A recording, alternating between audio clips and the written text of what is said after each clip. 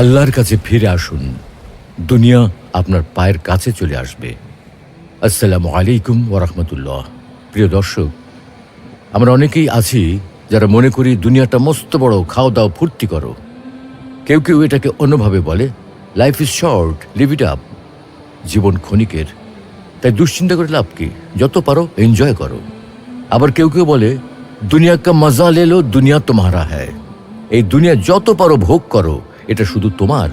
এই শ্রেণীর মানুষ যেভাবে পারে কামাই করে, হালাল হারামের কোনো বাজবিচার করে না, যেভাবে পারে আনন্দ ফুর্তি করে, মদ, নারী, নেশা, যৌনতা সব কিছুর মাধ্যমে জীবনটাকে উপভোগ করার চেষ্টা করে। এই মানুষগুলো একসময় এনজয় করতে করতে, ফুর্তি করতে করতে ক্লান্ত হয়ে যায়। তখন তাদের কাছে নেশা আর যৌনতা যথেষ্ট মনে হয় না। মনে হয় যদি আরও কিছু করতে পারতাম, নতুন কিছু করতে পারতাম। তাই তারা কি করবে ভেবে কুল পায় না। এই সময় তারা নানা রকম অপরাধেও জড়িয়ে যায়। এর সাথে সাথে ওরা ছোটখাটো দুর্ঘটনায় জড়ায়।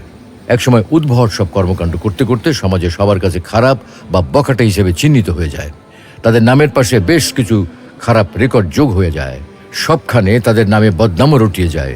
তখন তারা আর কোথাও জায়গা পায় না, কাজও পায় না, কারণ সর্বক্ষেত্রেই তাদের রেকর্ড খারাপ। এইভাবে চলতে চলতে লোকগুলো হতাশ হয়ে যায়। কোনো কিছু আর ভালো লাগে না তাদের। জীবনের সকল আশা ভরসা হারিয়ে ফেলে। তারা ভাবে তাদের সব কিছু শেষ হয়ে গেছে, হারিয়ে গেছে জীবনের সকল অর্থ। জীবনে থাকার আর কোনো প্রয়োজন নেই, কোনো উপায়ও নেই। যে পথে চলেছে এতদিন পর, সেখান থেকে আর ফিরে আসারও কোনো উপায় নেই, বিকল্প কোনো রাস্তাও নেই। সুস্থ স্বাভাবিক জীবনে ফিরে আসার সকল পথ বুঝি চিরতরে বন্ধ হয়ে গেছে। খারাপ রেকর্ডগুলি বুঝি মুছে ফেলার সব সুযোগ শেষ হয়ে গেছে। তাই কোথাও আসার আলো দেখতে না পেয়ে এই লোকগুলো ভীষণ হতাশ। ওভারডোজ ড্রাগ নেয়, মৃত্যুর হুমকি আছে জেনেও নানা রকম মরণঘাতী মাদক সেবন করে। কারণ তারা মনে করে, আমার নামে তো সবখানে খারাপ রেকর্ড আছেই, কোথাও তো লুকাবার জায়গা নেই। আমি তো চাপা পড়ে গেছি হিমালয় সমান পাপের পর্বতে, হারিয়ে গেছি সাহারা সমান পাপের মরুভূমিতে, অথবা ডুবে গেছি প্রশান্ত মহাসাগরের মতো নিঃসীম পাপের জলে। আমি তো ধূমপান করেছি, গঞ্জিকা সেবন করেছি, দেশি বিদেশি নানা রকম রঙিন পানীয় পান করেছি, বহু নারীতে আসক্ত থেকেছি, বিবাহ বহির্ভূত সম্পর্কে জড়িয়ে পড়েছি। আমার এত এত পাপ, এত এত খারাপ কাজ, এত এত খারাপ রেকর্ড, এগুলো কি মুছে ফেলা সম্ভব? মনে হয় না। সুতরাং আমার আর রক্ষা নেই। আল্লাহর কাছে ফিরে আসুন প্রিয় ভাই আমার। গুনাহগার মানুষ যখন এভাবে ভাবতে থাকে, তখন শয়তান তাকে আরও নিরাশ করে। কারণ হতাশাই হলো ইবলিসের পাঠশালার প্রথম অধ্যায়। শয়তান মানুষকে বলে, তোমার ক্ষমা লাভের কোনো সুযোগ নেই, তাহলে আর বসে থেকে লাভ কি? বেঁচে থাকার মানে কি? তাই এই জীবনটা শেষ করে দাও, আরো বেশি ফুর্তি করো, ড্রাগস নাও, পাপের 16 করা পূর্ণ করো, আর না হয় আত্মহত্যা করো, কারণ বেঁচে থেকে তো আর কোনো লাভ নেই তোমার। শয়তান এভাবেই মানুষকে বোকা বানায়। যত রকমের ধোঁকা দেওয়া সম্ভব সব রকমের ধোঁকা দেয়, প্রতারণা করে, কখনো প্রকাশ্যে, কখনো গোপনে, কখনো সামনে থেকে, কখনো পেছন থেকে দেয় এইসব ধোঁকা। কারণ এটাই তার জীবনের একমাত্র লক্ষ্য, উদ্দেশ্য। মানুষকে ধোঁকা দিয়ে আল্লাহর রহমতের কথা ভুলিয়ে দেয়, আল্লাহর কাছে ফিরে আসার পথে বাধা দেয়। সে তো ওয়াদা করেছে, قال فبما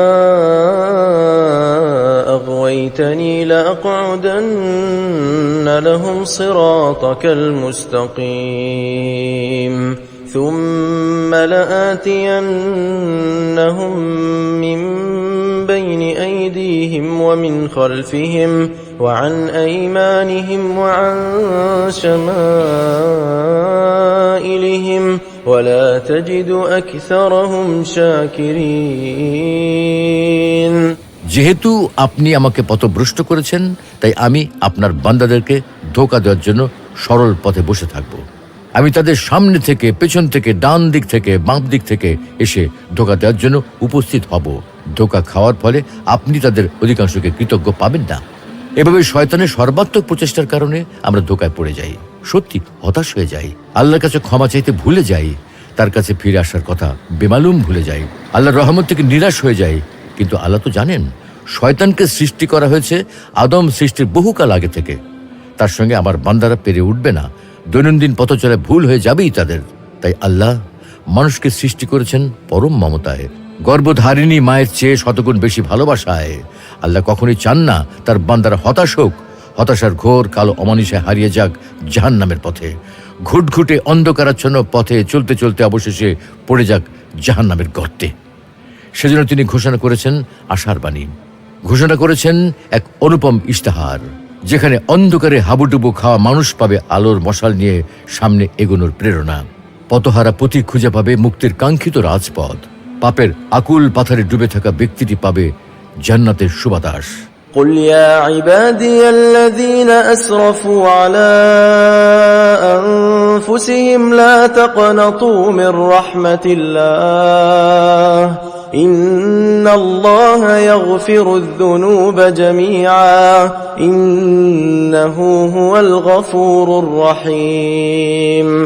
হে আমার বান্দারা, যারা নিজেদের উপর জুলুম করেছো, তোমরা আল্লাহর রহমত থেকে নিরাশ হয়ো না। নিশ্চয়ই আল্লাহ তোমাদের সব গুনাহ মাফ করে দেবেন। তিনি ক্ষমাশীল, পরম দয়ালু। এই আয়াত থেকে বোঝা যায়, কারো গুনাহের পরিমাণ যদি প্রশান্ত মহাসাগরের নীল জলরাশির চেয়েও বেশি হয়, হিমালয়ের চেয়ে উঁচু হয়, সাহারার বালুকণার চেয়েও বেশি অকল্পনীয় হয়, তবুও ভয়ের কিছু নেই, হতাশ হওয়ার কিছু নেই। কারণ তিনি বলেন, হে আদম সন্তান, যতক্ষণ তুমি আমাকে ডাকবে এবং ক্ষমার আশা রাখবে, ততক্ষণ আমি তোমাকে ক্ষমা করব। তোমার অবস্থা যাই হোক না কেন,